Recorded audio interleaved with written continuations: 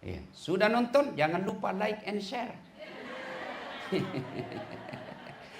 Ya Bu, jangan ketawa, saya serius Ibu. Kalau Ibu follow artis, apa Ibu dapat? Saya heran lihat Ibu sekarang. Follower artis, followernya artis belasan juta. Kontennya tidak mendidik. Hai guys, kita lagi di Eropa guys. Kita lagi menghadiri pengantin di Jepang guys. Tahu-taunya perampok. Hey guys, kita lagi makan kepiting Alaska guys. 1 ekor 10 juta guys. Dia kirimi kok. Apa? Lebih baik follow Dasat Latif. 1, dapat ilmunya, tahu cara ibadah. 2, kau amalkan ilmunya, dapat lagi pahala. 3, kau sebarkan ilmunya, dapat amal jariah. Gara-gara ilmu yang kau sebarkan itu di kontenmu, selama konten itu beredar di medsos, maka ibu dapat pahala seperti pahalanya Dasat Latif. Itu yang disebut amal jariah. Ini gunanya pengajian. Supaya apa? Ada peningkatan kualitas. Jangan sampai kita selalu pengajian tiap bulan 4 kali, tapi tidak ada peningkatan kualitas, buang-buang waktu. Ini Ibu mau kita kasih senang-senang atau gaspol? Mulai ragu-ragu ibu-ibu ini. Nah Ibu Bapak Saudara-saudara sekalian, waqala idzan bismillahirrahmanirrahim. Innallaha wa malaikatahu yusalluna 'alan nabi. Ya ayyuhalladzina amanu sallu alaihi wa sallimu taslima. Sesungguhnya Allah dan para malaikatnya bersalawat kepada Rasulullah Muhammad sallallahu alaihi wasallam, maka wahai orang-orang yang beriman, bersalawatlah kalian kepada Rasulullah dengan sebaik-baik salawat. Shadaqallahul adzim, maha benar Allah dengan segala firman-Nya. Bapak Ibu saudara-saudara sekalian yang saya hormati, teristimewa Sahibul Bait Ibu Haja Nur beserta keluarga yang insya Allah dimuliakan rahmati Allah Subhanahu wa taala. Ibu-ibu, ada berapa rukun Islam? 5. Rukun iman? Ada di antara 6 itu, yang kelima apa? Rukun imannya Bu. Yang kelima, percaya kepada hari akhir. Oke, kita lihat supaya ini gampang kita paham. Saya kasih saja contoh. Ibu-ibu tahu enggak istrinya Pak Soeharto? Ibu-ibu pasti masih dapat itu kan? Oh, waktu itu semua orang mau ketemu Ibu Tin. Ketemu Ibu Tin waktu itu sudah kebanggaan luar biasa. Mana beliau sekarang? Sudah arwah? Siapa yang ingat? Siapa yang ingat sekarang? Paling anak-anaknya. Setelah itu siapa lagi yang menjadi ibu negara? Ibu Ainun. Bangga orang ketika itu bersama Ibu Ainun. Mana sekarang? Sudah wafat. Siapa yang ingat? Paling keluarganya. Setelah Ibu Ainun siapa ibu negara? Ibu Ani Yudhoyono. Setelah Ibu Ani Yudhoyono siapa? Siapa? Ibu sekarang. Ibu Iriani. Jawab Ibu, iya toh? Itu Ibu Presiden, apalagi kita, siapa yang mau ingat? Maka ketika kita hadir di pengajian ini, itu dulu yang kita bawa, kehidupan akhirat kita. Supaya apa? Kita lebih gampang membuka hati bahwa oh ini yang kita mau bicara tentang kehidupan kita yang lebih abadi. Ini dunia Bu, kecil kalau kau menderita di dunia. Ibu-ibu, Bu, kalau ibu merantau ke Banjarmasin tidak enak, di sana ada pilihan tidak? Ada pilihan? Ada, balik lagi ke Jakarta. Selesai. Ibu-ibu, jahat suamimu, ada pilihan? Ada. Pulangkan saja aku pada ibuku atau ayahku. Selesai. Cuma ada pagi-pagi curhat tadi pagi. Jelek sekali sifatnya. Saya kan hampir tiap hari itu belasan ibu-ibu curhat. Saya jelek sekali suami saya Ustaz. Ini dia main, dia sebut semua. Bu, pilihannya sabar. Tapi jelek sifatnya ya. Pilihannya kalau ibu tidak mau sabar ya cerai. Tapi saya tidak tega Ustaz. Ya sudah, tidak usah minta pendapat sama saya.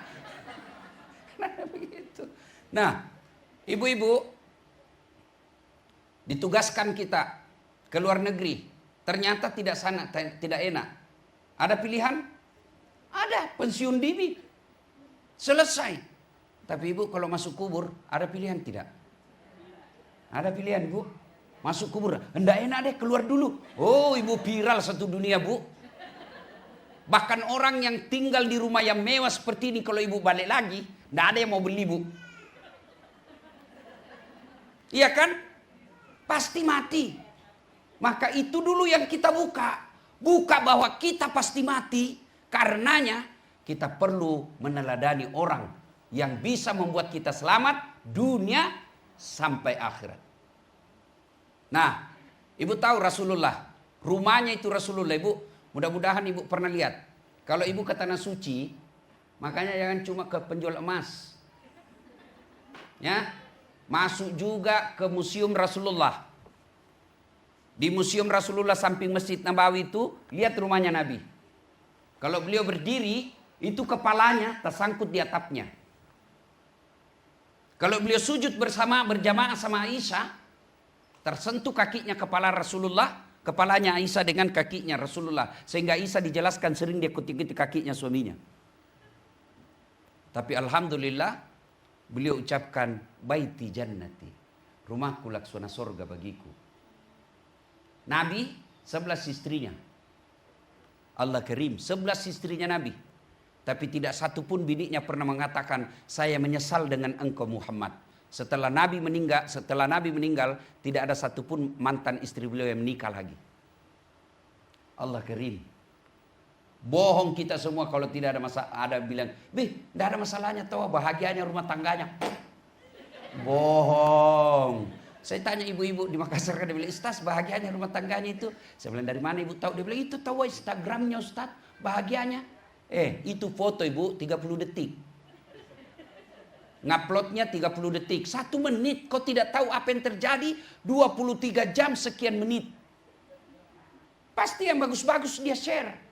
Yang lagi pelukan sama suaminya, bersandar di dadanya. Itu 30 detik. Kau tidak tahu apa yang terjadi selebihnya. Masa ada orang lagi bertengkar sama suaminya, dia live streaming. Halo guys, saya lagi bertengkar ini. Beleng-beleng gitu. Pasti yang dicerita yang baik-baik. Maka apa rahasianya Rasulullah dalam menghadapi masalah dalam rumah tangganya?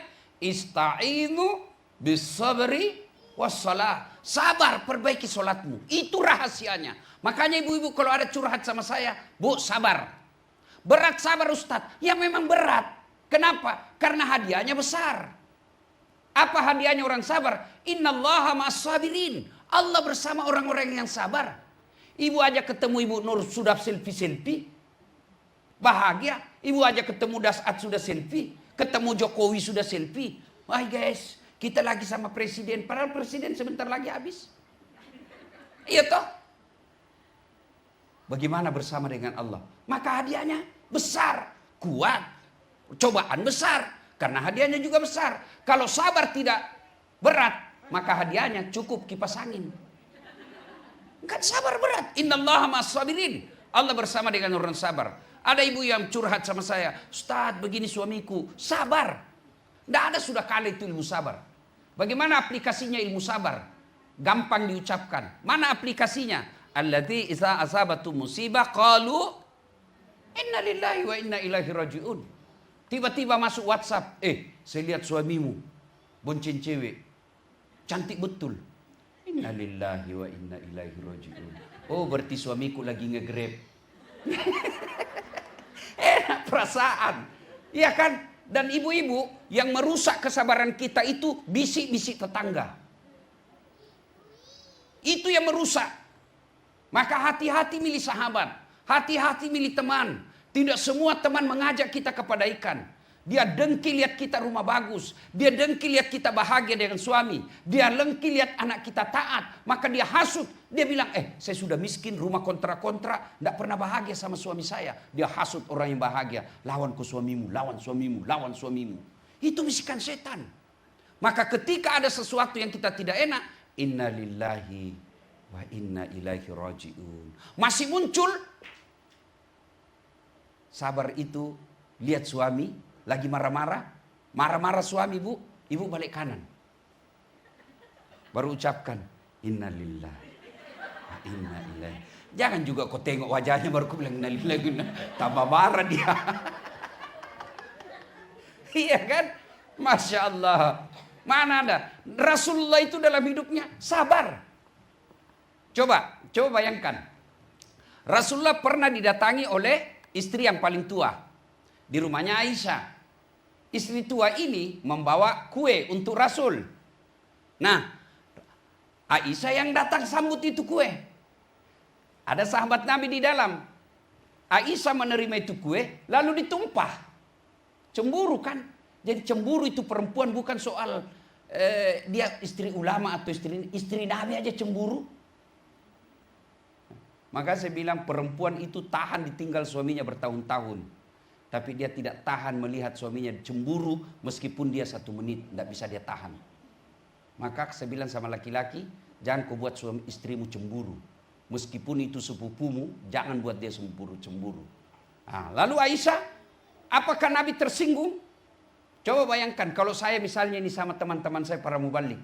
Lalu datang, ada orang, dan istriku lalu dia tumpah kue. Pasti saya bilang kurang ajar. Dia permalukan saya depan teman saya. Tapi Nabi tidak. Reaksinya apa? Ketika begitu Aisyah. Apa kata Nabi? Kau lihat itu ibumu. Cemburu dia. Enak kan cara menyikapinya. Coba kalau ibu-ibu. Menyikapi dengan sabar. Hidup pasti enak. Biar ibu kiai. Biar profesor. Biar hafal Quran. Tapi tidak ilmu sabar dalam rumah tangganya. Pasti tidak akan bahagia. Ibu-ibu tahu enggak? Ya, manusia dalam sejarah suaminya kasar, bejat, bahkan diponis pasti masuk neraka. Kalau kita ini kan ibu-ibu masih 50-50. Ya toh? 50% masuk surga, 50% masuk neraka. Tapi ini orang diponis pasti masuk neraka. Fir'aun. Tapi istrinya salah satu wanita yang kelak akan dijamin pasti masuk surga. Padahal Fir'aun itu suaminya. Ibu-ibu enggak ada istri suami Fir'aun. Iya toh, sejahat-jahatnya suami ibu, tidak mungkin ibu tega katakan kau Fir'aun. Iya toh, berarti tidak seberapa. Maka kalau marah, ucapkan saja, sabar. Nabi katakan resepnya Quran, ada masalah rumah tanggamu. Inna lillahi wa inna ilaihi raji'un. Kenapa sikir ibu-ibu tidak mempan? Coba lihat ibu majelis taklim, hafal itu Asmaul Husna. Ibu-ibu dia hafal itu majelis taklim, dia hafal itu Asmaul Husna. Pakai tetap aja penggosip. Iya toh, kalau kumpul begini itu dia masih gosip. Dia tidak ngomong tapi mukanya sinis. Ada temuannya orang dia lihat dari kepala sampai di kaki. Orang duduk dia sinis nih. Padahal hafal Asmaul Husna itu. Kenapa? Karena dia tidak sampai di dada. Tidak sampai di hati menghafalnya. Dia hanya tampil untuk Asmaul Husna. Bukan untuk di rumahnya. Coba kalau ibu hafal Asmaul Husna. Di samping suami baring-baring capek. Ibu lalu Asmaul Husna. Senang itu suami. Ya Allah, Ya Rahman. Pasti suami alhamdulillah dalam hatinya. Tidak sia-sia saya cari nafkah. Istri saya baik, hafal Asmaul Husna. Suami marah, ibu istighfar. Atau kalau perlu seperti saya amalkan. Kalau istriku marah, saya peluk. Lalu saya bilang, insaflah wahai manusia, bila dirimu bernoda. Mulai senyum-senyum itu. Masih marah juga, aku peluk lagi. Bila kamu di sisiku. Itu aplikasi sabar. Coba kalau dia marah, kita juga marah, meledak. Lalu siapa yang jadi korban? Anak. Ibu-ibu. Ibu. Kalau ibu meninggal, siapa yang doakan ibu? Suami. Jangan harap ibu. Teman, coba lihat di WhatsApp. Coba lihat itu grup WhatsApp. Jangankan baca doa, ketik doa saja malas teman kita. Apa dikirim? Stiker. Innalillahi wa inna ilaihi Al-Fatihah. Enggak juga dia baca. Siapa doakan kita? Anak. Tapi kalau dia lihat ibu bapaknya selalu bertengkar, pasti susah menjadi anak yang baik. Maka istri yang baik, kalau suami ngomel, kita diam. Selesai dia ngomel, kalau ibu mau lanjutkan, saya lagi Pak ya. Nah, ini diskusi itu namanya, bukan ngomel. Nah, sabar. Yang kedua, sholat. Ibu ingat tak kisahnya Rasulullah waktu wafat? Ya kan? Ketika Rasulullah wafat, itu kan Allah perintahkan, Jibril, kau turun, jemput kekasihku Muhammad. Waktu itu hari Senin. Tanggalnya tanggal 12. Bulannya Rabiul Awal. Subhanallah, Nabi lahir dan wafatnya sama. Sama-sama hari Senin, sama-sama bulan Rabiul Awal, sama tanggal 12. Jadi, kalau ada ibu di sini yang lahir di bulan 9 atau bulan 10, hati-hati. Biasanya kelahiran dan kematian itu berdekatan. Coba ibu lihat-lihat orang meninggal. Biasa dekat-dekat itu dengan kelahirannya. Nabi pas. Jadi kalau ada yang lahir tanggal 1 Oktober, hati-hati bu. Nah, Allah perintahkan Jibril, kau turun jemput kekasihku Muhammad. Bawa kau 3 malaikat. Israel, Israfil, Mikail. Dengan catatan, tanya dulu. Kalau dia mau dijemput, ambil nyawanya. Kalau tidak, tunda sampai mau. Allah Karim. Turun Nabi. Malaikat Jibril. Langit ke-7 masih berempat. Sampai di langit ke-6, malaikat Jibril berkata, Jibril, kata Jibril, wahai malaikat pencabut nyawa, Israel, saya kan tidak bertugas hari ini. Hanya kau yang bertugas cabut nyawa, kau turun. Kata malaikat pencabut nyawa, tapi kamu kan circle-nya. Kamu kan yang selalu bertemu selama ini. Saya tidak mau deh, kau turun aja. Kalau bahasa kita, turun 3 malaikat. Begitu sampai depan rumah Nabi, ketuk rumahnya Nabi. Assalamualaikum warahmatullahi wabarakatuh. Fatimah buka. Pak, tidak ada orang. Kata Nabi, sudah ada di sampingku. Lalu berkata malaikat pencabut nyawa, ya Muhammad, hari ini saya diperintah cabut nyawamu. Kalau kamu mau, menurutmu bagaimana? Ibu-ibu kira-kira kalau ditanya dulu, saya yakin 1999 tidak ada yang jawab siap. Pasti dibilang tunggu dulu. Nabi, apa jawab Nabi? Hari ini saya siap. Cuma mana ini malaikat Jibril? Ada saya mau tanyakan dulu. Jibril menunggu di atas. Panggil dulu. Datang malaikat Jibril. Ya Jibril, kalau hari ini saya harus menghadap kepadamu, tolong kasih saya berita gembira. Kata Jibril, ya Muhammad, seluruh malaikat yang pernah Allah ciptakan sudah antri menunggu rohmu. Oh, alhamdulillah. Apalagi Jibril, ya Muhammad, meskipun engkau nabi paling terakhir, haram seluruh nabi dari Adam sampai Isa masuk surga sebelum engkau lebih dulu masuk surga. Alhamdulillah. Apalagi Jibril, ya Muhammad, kalau ada dosa dan kesalahan yang pernah kulakukan, Allah telah memberikan ampunan. Alhamdulillah. Jibril, tapi itu kan saya. Saya tidak cemas soal diriku Jibril. Yang kucemaskan umatku. Bagaimana Fatimah, Majelis Taklim Fatimah As-Zahra? Bagaimana mereka kasihan? Beliau tidak katakan bagaimana Hasan Hussein. Bagaimana Aisyah? Tidak. Bagaimana Fatimah? Tidak. Tidak satu pun keluarganya dicemaskan. Tapi apa kata Nabi? Itu untuk saya. Tapi saya cemaskan. Bagaimana umatku ya Jibril? Jibril berkata, ya Muhammad tunggu dulu. Ini hak prerogatif Allah. Saya naik dulu. Naik, malaikat Jibril turun lagi. Mendapat laporan dari Allah. Ya Muhammad, saya dapat informasi dari Allah. Meskipun engkau sudah tidak di tengah-tengah umatmu. Meskipun engkau sudah tidak di Jakarta. Selama umatmu berpegang kepada Quran, Sunnah, jangan cemas. Mereka akan selamat dunia sampai akhirat.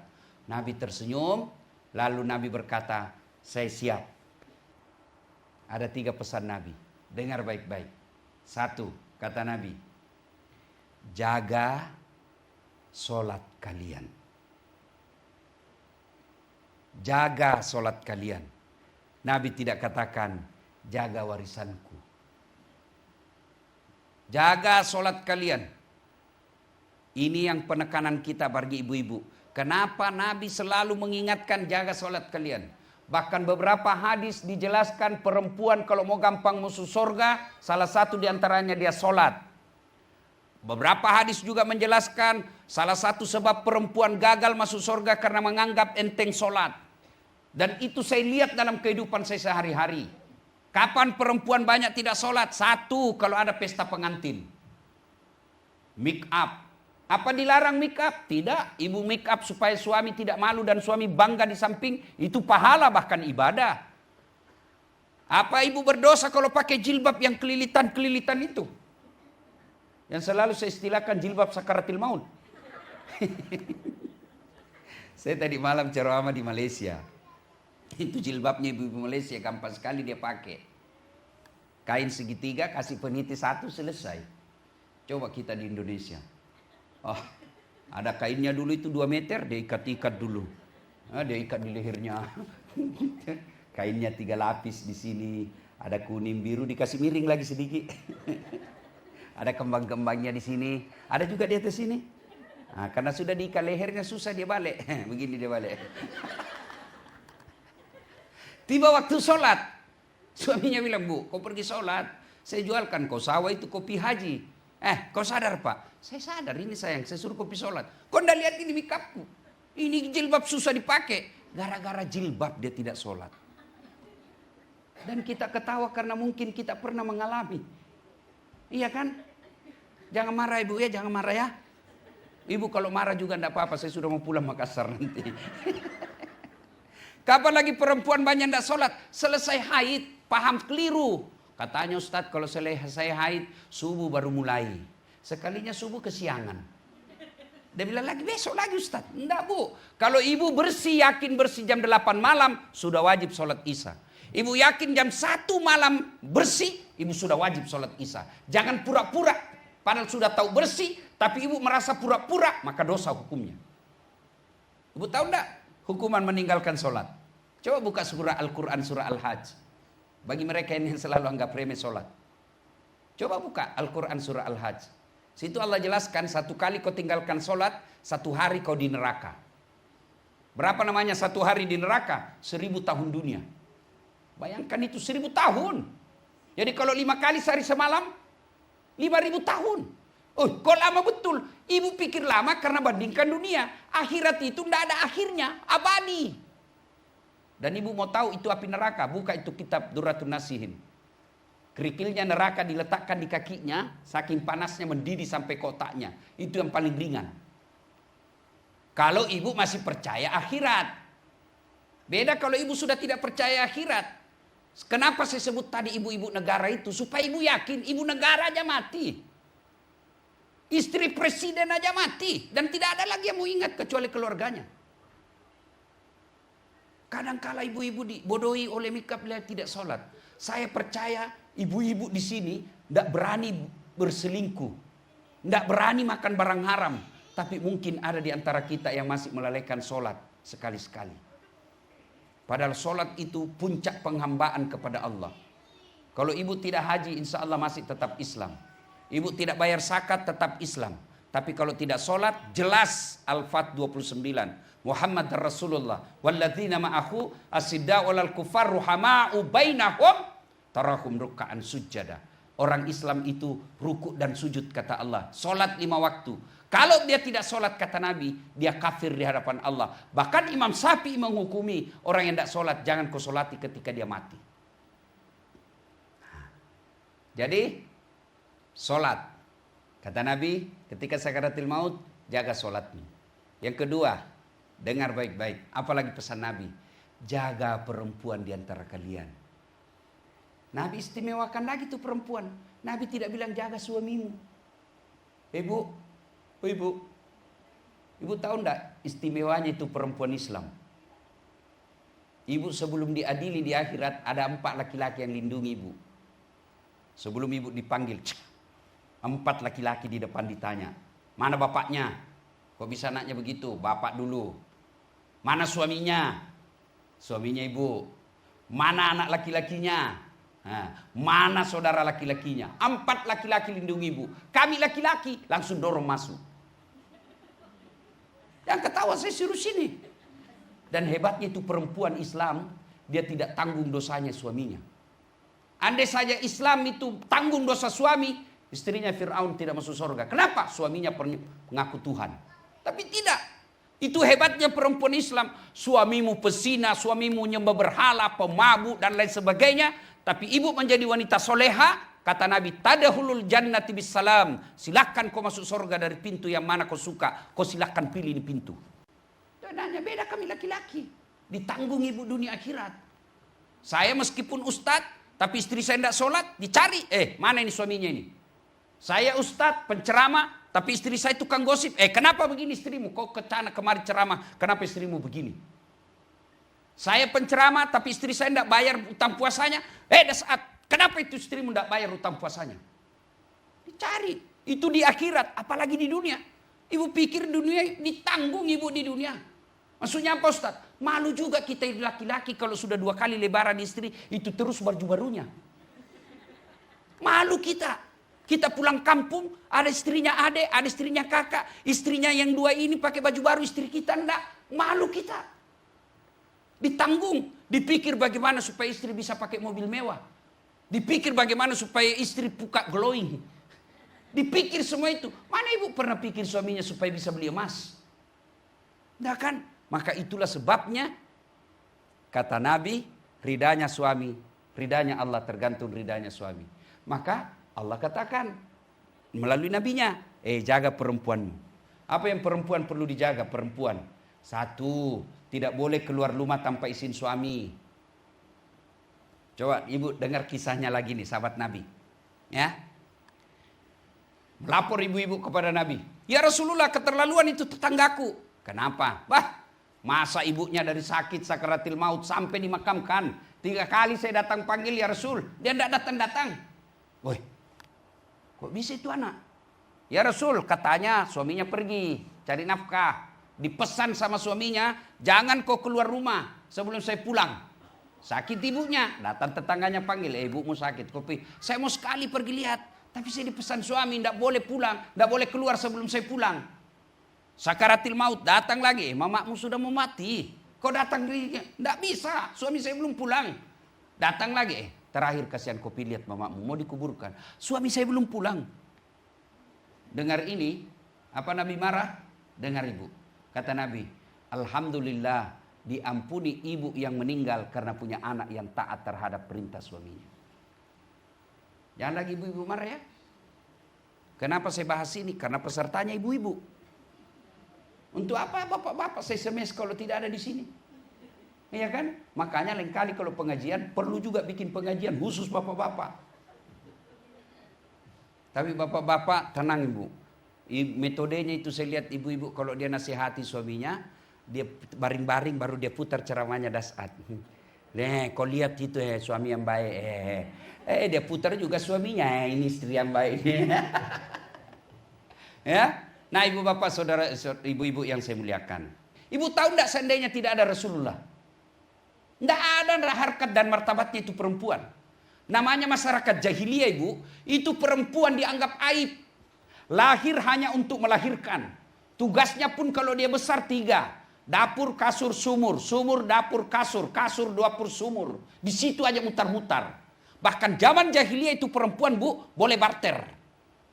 Saya judi dan saya suka istrinya lawan. Dia bilang yang saya kalah, kau pakai istriku 2 hari. Itu wanita zaman dahulu.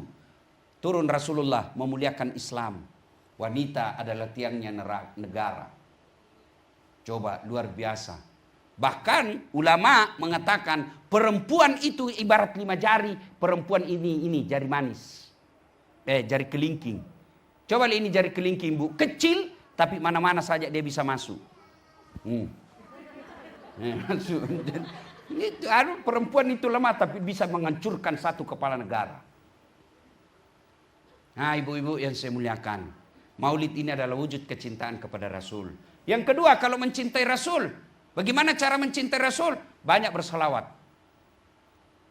Ibu-ibu, kalau mau suami dilindungi oleh orang-orang jahat, salawati terus. Suami pergi bayangkan wajahnya, salawati. Atau kalau bisa ibu dia tidur, salawati ubun-ubunnya. Tidur, ibu salawati misalnya. Allahumma shalli ala sayyidina. Dia bangun, apa? Saya salawati kau sayang. Kenapa? Supaya Allah lindungi kamu. Nah, Ada ibu mau beli salawati. Sudah salawati dekat-dekat sama Ibu Haji. Mudah-mudahan berkahnya turun Ibu Haji kasih ceper. Itu enggak bisa juga berdoa saja baru enggak ada usaha enggak. Ya, salawat saja. Masya Allah. Yang ketiga kalau cinta kepada Rasul setelah berselawat apalagi? Ibu-ibu amalkan sunnah-sunnahnya. Enggak usah yang berat-berat. Ibu-ibu saya anjurkan mulai besok tiada hari tanpa sholat duha. Ibu mau enggak bantu suami cari nafkah? Mau enggak ibu? Mau toh? Siapa yang menentukan nafkah? Apa pekerjaan? Tidak. Kalau pekerjaan menentukan rezeki, maka semua orang yang sama kerjanya mestinya sama kekayaannya. Tapi tidak, sama pekerjaan ada yang bangkrut, ada yang kaya. Dan percaya lagi Allah yang ngatur rezeki. Ibu tahu cicak? Ibu-ibu tahu cicak? Apa dia makan? Tidak masuk akal toh? Nyamuk di dinding, cicak terbang. Di mana? Tidak punya bandara. Di mana mau ketemu? Tapi Allah Karim, cicak di dinding, nyamuk yang terbang. Ya kan? Tidak masuk akal, mana bisa cicak makan nyamuk. Tapi dengar lagu waktu kita kecil. Cicak-cicak di dinding, diam-diam merayap. Datang seekor nyamuk, nyamuk yang datang. Tidak dibilang cicak lompat ke nyamuk. Patah-patah kakinya, kasihan. Allah yang ngatur rezeki. Maka ibu kalau mau bantu suami cari nafkah, bagi kita orang Islam, pembawa rezeki itu 1, sholat duha. 2, al-waqi'ah. 3, sedekah. 4, silaturahmi. Itu menurut Nabi. Kalau ibu masih percaya, bakal mati. Nah, suami pergi cari nafkah, ibu sholat duha. 8 rakaat. Selesai sholat duha, doa. Ya Allah bukakan pintu rezeki suamiku. Kalau masih di atas langit turunkan. Kalau masih dalam tanah munculkan. Kalau masih jauh dekatkan. Kalau sedikit cukupkan. Paling penting berkahkan. Baca itu doa tuntunan sholat duha. Kan begitu doanya. Coba dengar redaksinya. Kalau masih jauh dekatkan. Dipaksa namanya Allah itu. Dipaksa. Kalau masih di atas langit turunkan. Itu namanya kan dipaksa Allah. Kalau masih sedikit cukupkan. Itu paksa dan boleh karena kita berdoa. Sudah itu WhatsApp suamimu. Bang, jangan risau cari nafkah. Baru saja kudoakan kau dalam sholat duhaku.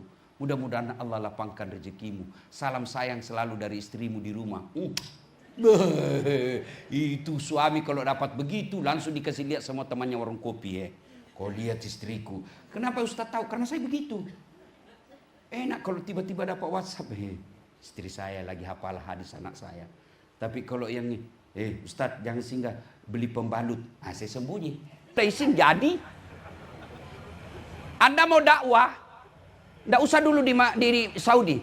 Malaysia. Mau ceramah, biar Anda alumni Mesir, tapi tidak dapat permit, izin dari raja, kerajaan, izin dari pemerintah, tidak mungkin kau bisa ceramah. Lihat Indonesia Pak. Artis yang selama ini main film peluk-pelukan, tidak jelas agamanya, baru 2 bulan hijrah, modal jenggot panjang celana jingkrang, dia kafir-kafirkan kita Pak. Baru 2 bulan belajar agama. Coba lagi. Bapak mau bikin pesantren, biar bapak punya duit banyak, tidak mungkin kalau tidak dapat izin dari kalau Saudi dan Malaysia. Di Indonesia bapak punya rumah kosong, kumpul anak TKTPA, jadi pesantren hafal Quran, tidak perlu ada izin. Iya kan? Cari di negara manapun di dunia ini, seperti Indonesia, punya menteri agama. Malaysia cuma menteri usuran haji. Kita menteri agama Pak. Coba lihat lagi Pak di Timur Tengah. Timur Tengah, negara Arab. Satu bahasa, puluhan negara. Indonesia satu negara, ratusan bahasa. Mangga, monggo. Masya Allah. Ini negara kita ini nikmat beragama Pak. Allah Karim. Cari negara Islam, diliburkan setiap hari besar Islam. Maulid kita libur. Isra Mi'raj kita libur. Tahun baru Islam kita libur. Ramadan awal libur. Ramadan akhir libur. Bahkan lebarannya pun kita terserah mau ikut Muhammadiyah atau pemerintah. Terserah. Inilah enaknya kita beragama Pak. Mau pergi ceramah, alhamdulillah tidak pernah dilarang. Mau tengah malam pergi ceramah di Merauke, aman. Mau sholat, tidak pernah dilarang. Bahkan dibikinkan masjid. Setiap kabupaten kota ada masjid agung. Dan itu dikelola APBN negara. Enaknya kita beragama. Satu aja yang tidak diterapkan syariat Islam. Apa? Potong tangan ketika mencuri. Kenapa tidak diterapkan? Saya yakin semua pegawai hampir semuanya dipotong tangannya kalau diterapkan. Iya Pak. Coba kalau diterapkan potong tangan Pak. Waduh, rasa-rasanya semua itu di kantor pemerintah potong tangannya. Minimal dia curi kertas. Curi printer. Apalagi rumah dinas habis Pak. Biar AC hilang semua. Allah Karim. Nikmat beragama.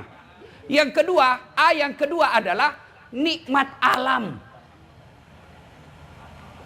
Orang-orang di Bandung, Bogor, Puncak, lihat itu orang Arab. Mereka habis duitnya puluhan juta. Hanya untuk apa? Pergi lihat gunung Pak.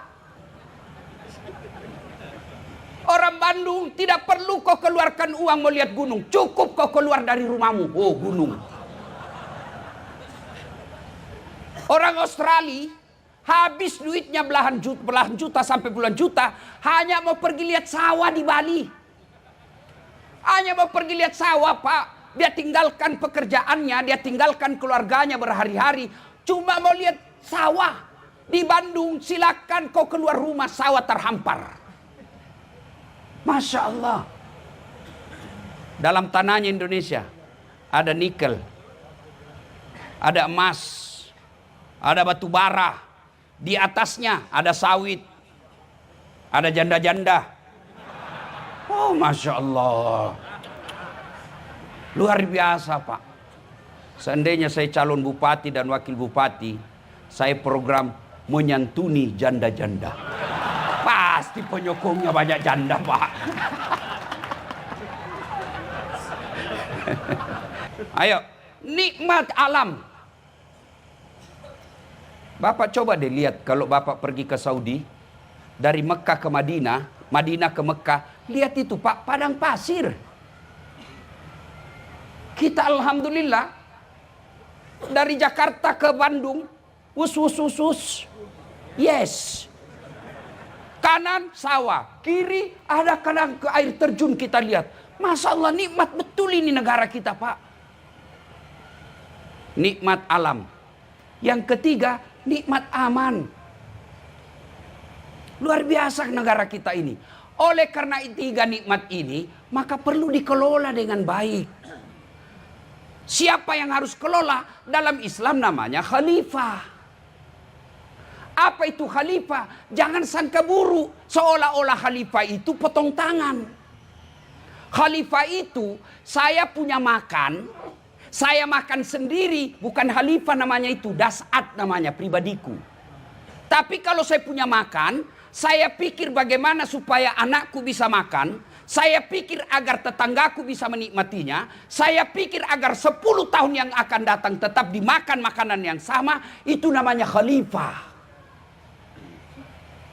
Maka dipilihlah pemimpin. Kalau bahasa Indonesianya kita wali kota, wakil wali kota. Bupati, gubernur, presiden. Dipilih. Bagaimana cara pilihnya supaya aman negara kita yang tiga ini? Kata Nabi, pilih satu. Pilihlah dia karena fatona. Apa itu fatana? Cerdas. Tuan-tuan mau lihat dia cerdas, lihat aja gelarnya. Kalau ada gelarnya tidak pernah dilihat sekuliah, pasti itu ijazahnya bodong. Ada memang asli tapi kuliah ada, kuliah tak ada, wisuda ada. Yang kedua, karena waktu sangat ringkas, turunan yang kedua kalau mau pilih pemimpin kata Nabi, setelah fatona, lihat apa? Tablik. Apa itu tablik? Dia pandai bicara. Lihat aja dia nanti kalau sosialisasi. Nggak cocok jadi pejabat ini. Goblok dia ngomong. Kau lihatlah ini semua nanti. Kalau ngomong aja ndak becus berepotan, ndak cocok jadi bupati. Cocoknya dia jadi bapak rumah tangga saja. Keliru kalau kalian mengatakan, dia hanya bisa bicara. Memang pemimpin harus pandai bicara. Muhammad pandai bicara. Abu Bakar Siddiq santun berbicara teratur. Umar bin Khattab tegas dalam berbicara. Utsman bin Affan pandai ngomong. Ali bin Abi Thalib lebih cerdas lagi.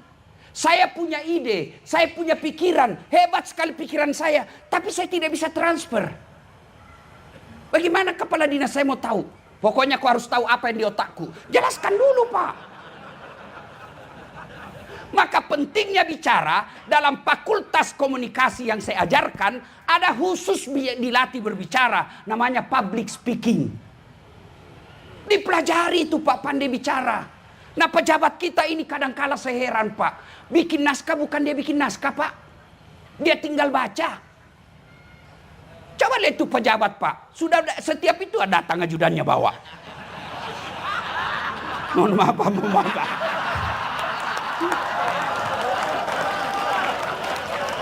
Iya toh. Masya Allah. Aduh, tinggal dibaca masih salah baca, Pak.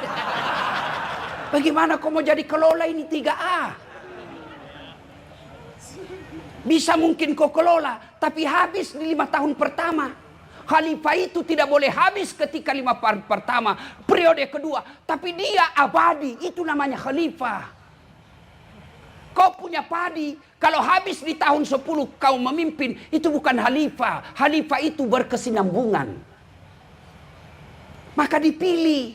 Nah, sudah. 1, fatona, cerdas. 2, tablik, penyampai. Yang ketiga, biar kau cerdas, biar kau pandai bicara, tapi tidak amanah. Lebih baik dia bodoh, tapi amanah daripada dia cerdas tidak amanah. Bapak tidak percaya siapa yang rusak negara kita APBN-nya? Jawab saya, Pak. Orang bodoh? Bukan, orang pintar, Pak. Dan orang pintar kalau tidak punya amanah, dia lebih bahaya daripada bajing.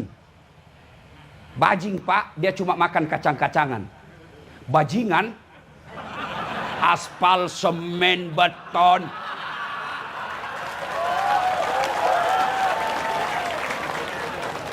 Nah, inilah kau pilih. Kau lihat-lihat mukanya ini.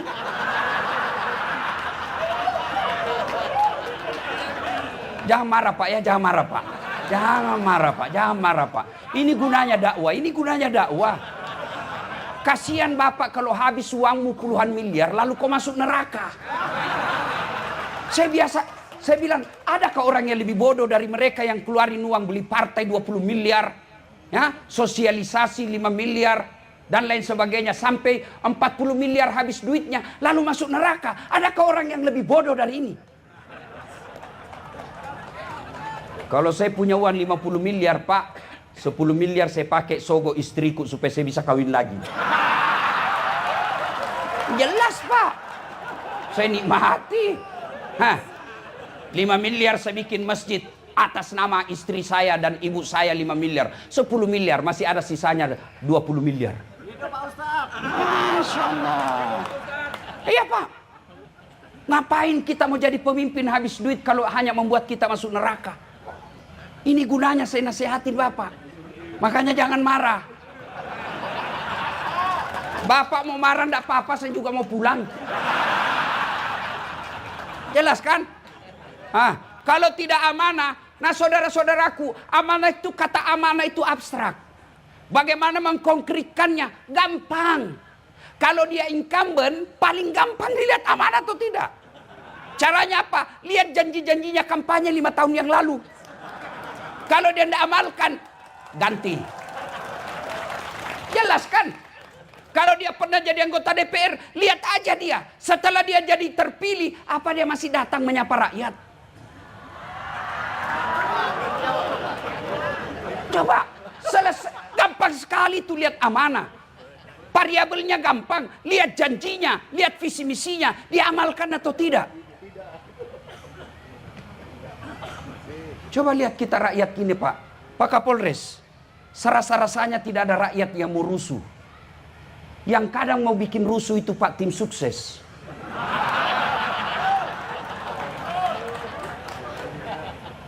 Dia gosok dia punya bupatinya. Ini Pak, apalagi kalau dia sudah kalah Pak, sudah ambil duit banyak, dia ini Pak ada kecurangan Pak. Pak, mau lagi lanjut biaya. Kepada para calon, maafkan saya Pak, jangan terlalu percaya sama tim sukses.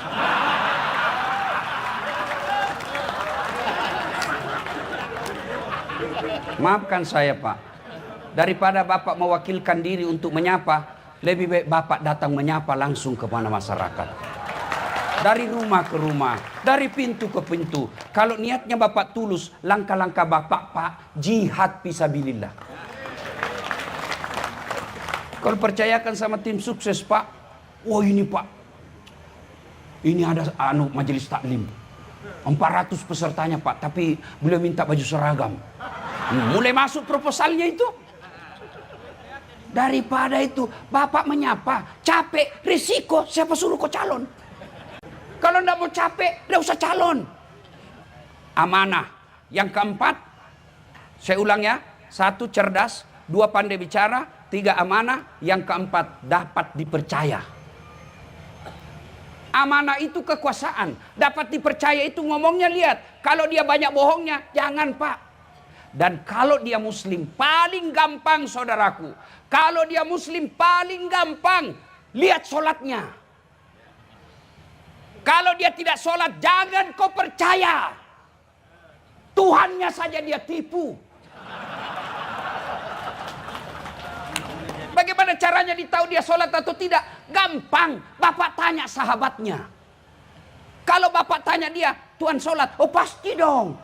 Tapi lihat temannya. Karena orang biasanya berteman satu paket dia Pak. Apa namanya? Circle. Ya, connecting people. Sama itu. Minyak tidak mungkin bisa bergabung dengan air. Biasanya kalau dia pembohong, temannya pasti pembohong. Lihat aja temannya siapa tim suksesnya. Lihat. Gampang.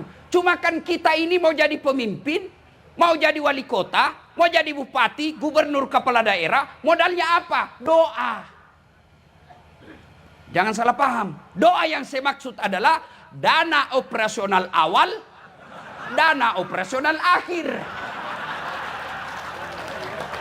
Parahnya lagi, kita juga masyarakat wane piro.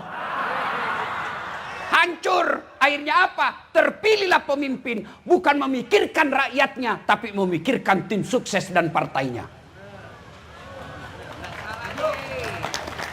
Maka saudaraku cintai negara ini. Cara apa? Saudaraku jadi pemimpin, jangan kau sogok rakyatmu. Rakyat, jangan kau peras calon pemimpinmu. Enak kan? Yang jadi masalah, satu mau nyogok, satu mau terima. Coba kalau ini calon-calon kepala daerah mau nyogok, tapi tidak ada yang mau terima. Mau diapain? Dia tidak bisa ngapa-ngapain. Biar ibu bapak mau disogok, tapi tidak ada yang mahambur. Tidak jalan. Ini klop Pak. Satu mau disogok, satu mau menyogok. Akhirnya terpilihlah pemimpin. Ngomong aja tidak betul. Baru 2 tahun dilantik berujung sama KPK. Pesan kedua. Bapak ibu saudara-saudara sekalian.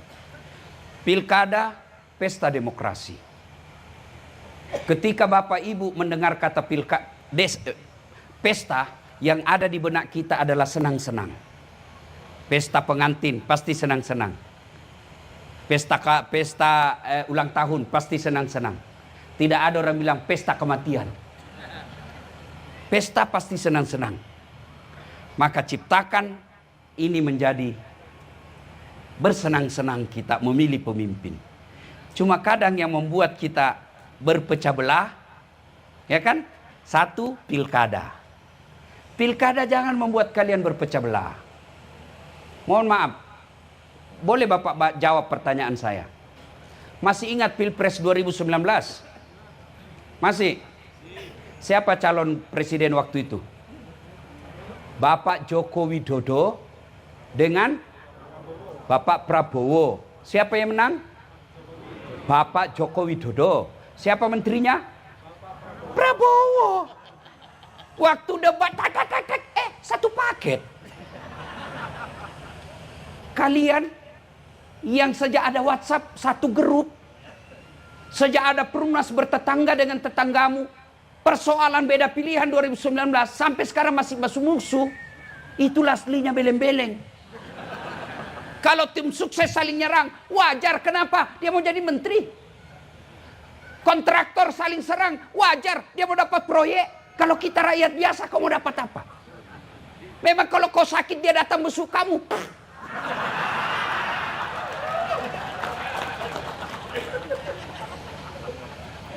Dua, yang bisa membuat kita pecah ini, Pak.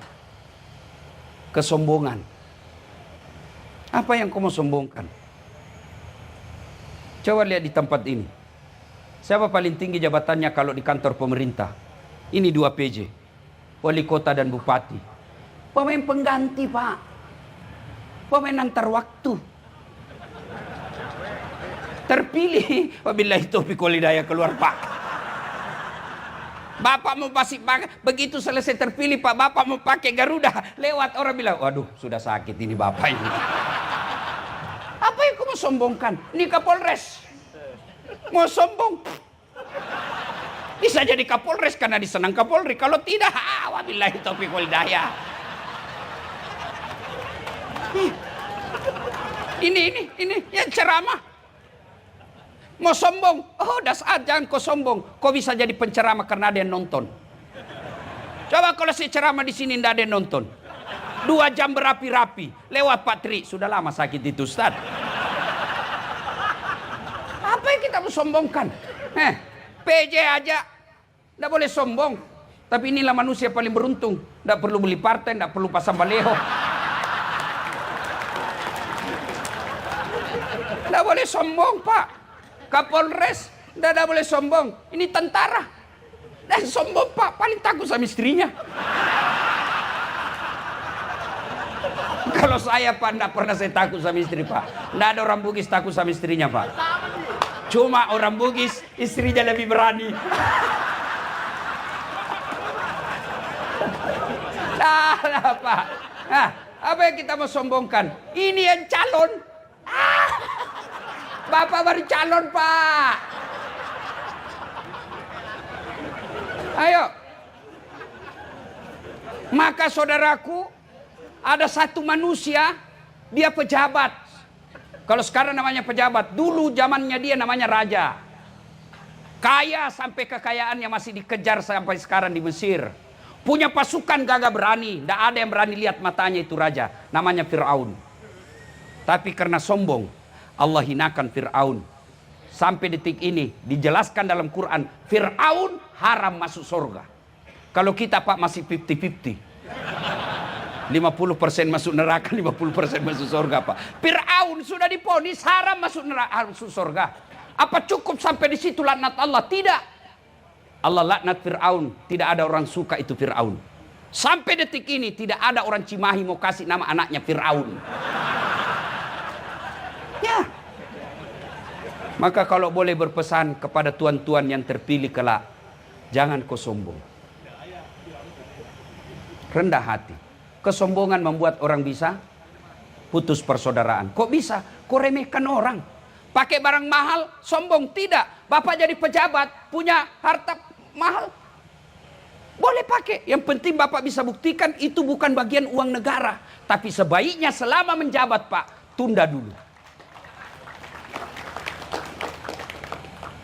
Berikutnya Bapak Ibu saudara-saudara sekalian, yang bisa membuat pecah lagi, Pak, serakah. Saya biasa, Pak, tidak masuk akal saya, Pak, di Indonesia. Anaknya anggota DPR, bapaknya bupati, istrinya anggota DPR pusat. Sudah lagi 2 periode suaminya, anaknya lagi jadi mau bupati. Memang secara etika demokrasi, secara teori demokrasi boleh saja. Tapi itu namanya melanggar etika.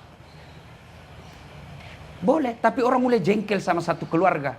Akhirnya apa? Lambat laun ditinggal. Ibu bapak saudara-saudara sekalian, karena waktu yang terbatas, kepada para calon, kalaupun akhirnya Allah takdirkan suaranya bapak sedikit, bukan kalah ya, sedikit. Tidak enak kata kalah, Pak. Contoh das atlatif. 2014 Pak, saya ikut Pilwali Makassar. 10 pasang calon. Kalah? Tidak. Cuma yang menang lebih banyak suaranya. Saya berdoa, sholat tahajud. Ternyata Allah kabulkan yang terbaik. Allah sampaikan kepada saya seandainya dalam bahasa, Das'at, kau tidak usah jadi pejabat. Kalau kau jadi pejabat setengah mati kau hormat. Datang Kapolres, siap Kapolres. Datang Kapolda, siapa jenderal. Datang gubernur, siapa gubernur. Datang Pak Menteri, iya Pak Menteri. Datang Presiden, siapa Presiden. Saya jadi ulama sekarang, mereka semua yang hormat sama saya. Enak Pak, coba kalau Bapak ditakdirkan suaranya tidak mencukupi Pak. Contoh saya. Pasti Allah punya rencana. Bapak mau contoh lagi, contoh yang Prabowo. Sejak 2014 mau jadi presiden. Tapi Allah tunda sampai 2024. Bapak ditakdirkan nanti tidak cukup suara, kau tanding lagi 2024. Tanding lagi. Prabowo 4 kali Pak. Enak kalau begini kita sikapi. Jangan sangka buruk. Kalau kita sudah sosialisasi, sudah beli partai, sudah tim kampanye, tapi ternyata Allah takdirkan bukan kita pemenangnya, berarti bukan itu yang terbaik buat kita. Saya gagal waktu itu, tamat SMA karena gagal akabri. Saya mau jadi akabri Pak, karena CPR tidak lulus. Saya lulus jadi ustadz, pakai baret merah. Temanku yang lulus waktu itu reserse, baret merah. Dia AKBP pangkatnya di Sulawesi Barat, baret merah. Saya jadi ulama, baret putih. Tapi dengan baret putih yang saya pakai, kau lihat saya nasihati semua ini baretnya ini. Allah kasih yang terbaik. Ya pacaran calon-calon Pak ya, selalu sangka baik kepada Allah. Jangan terlalu percaya bisikan tim sukses. Kita dicurangi Pak, kita dicurangi Pak. Gagal akabri, saya daftar fakultas kedokteran. 3 kali saya ikut Pak. Saya sholat tahajud 40 malam berturut-turut. Tidak keluar nama saya. 3 tahun berturut-turut. Saya malah lulus di Sospol. Ternyata teman saya lulus. Yang lulus waktu itu tugas Kepulauan Aru.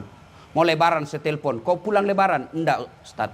Rugimu itu jauh-jauh cari uang, enggak lebaran sama orang tuamu. Mahal tiket Ustaz. Dalam hati saya, alhamdulillah untuk saya tidak jadi dokter. Kemana-mana gratis, bisnis kelas.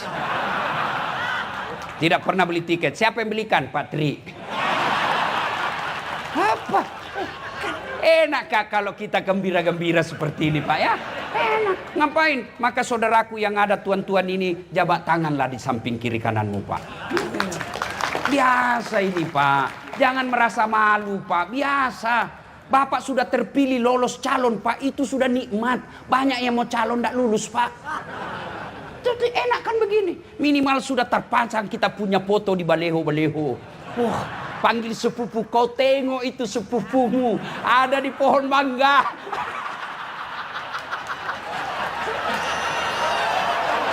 Ya, sudah enak Pak. Iya toh? Masya Allah. Kalau kita sikapi seperti ini, nyaman Pak. Mari ciptakan pilkada ini dengan bersenang-senang. Kepada Ketua KPU, Panwas Gakumdu, ayo bersikap adil.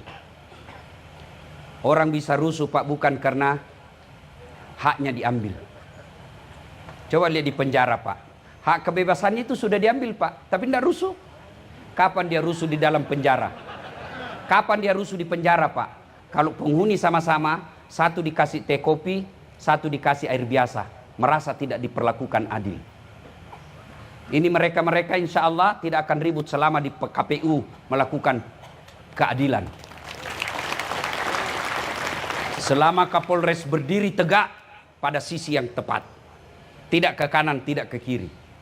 Saya Ustadz juga harus tidak ke kanan, tidak ke kiri. Tapi saya tidak netral. Kenapa? Mobil saja kalau netral tidak bergerak. Tapi saya punya hak politik. Tapi saya tidak boleh kampanye terhadap satu calon. Kenapa umat saya ada semua di antara calon-calon ini? Bapak, saudara-saudara sekalian, saya cinta Bapak Ibu sekalian semua. Mari jaga Republik Indonesia. Negara kita ini sangat luar biasa, Pak. Tidak boleh rusuh hanya karena persoalan pilkada yang hanya 5 tahunan. Kita berkewajiban menjaga ketertiban dan kedamaian bangsa kita. Bukan kewajiban polisi dan tentara semata, tapi kita semua rakyat Indonesia. Di negara kita ini hidup, di negara kita ini kita cari nafkah, di negara ini kita beribadah, di negara ini kita membentuk keluarga. Maka kita semua wajib menjaga ketentraman dan kedamaian. Apapun agama, suku, bahasa, pekerjaanmu, kita sama. Persatuan Indonesia, Kesatuan Republik Indonesia. Bapak, saudara-saudara sekalian, inilah tausiah kita. Mudah-mudahan ada manfaat.